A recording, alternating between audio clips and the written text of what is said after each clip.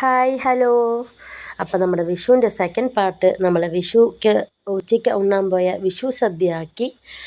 അപ്പോൾ ജലദോഷം പിടിച്ചിട്ടുണ്ട് കേട്ടോ. ഒച്ചയൊന്നും എൻ്റെ ശരിയില്ല, ക്ഷമിക്കണം, ഇങ്ങനെ പറയാൻ കിട്ടുള്ളൂ. പിന്നെ നമ്മുടെ ഉപ്പേരികൾ ഇതൊക്കെ കൂട്ടുകറി. പിന്നെ ഇതെന്തോ ഒരു ഉപ്പേരിൻ്റെ പേരെനിക്കറിയില്ല.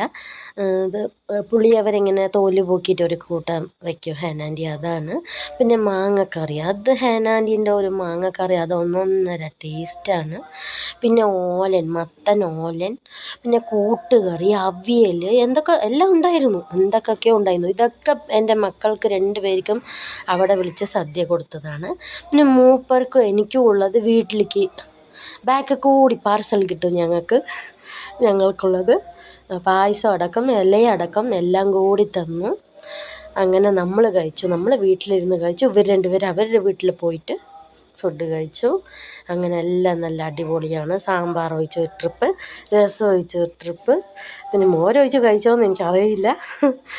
അപ്പോൾ അതെല്ലാം കൂടി കഴിച്ചു, കുഴച്ച് ബ്ലാമ്പായിട്ട് കുഴച്ചടിച്ചു. സാമ്പാർ ഒഴിച്ചത്, രസം ഒഴിച്ചത്, പിന്നെ നമ്മുടെ പായസവും പപ്പടം, അതില്ലാതില്ലല്ലോ.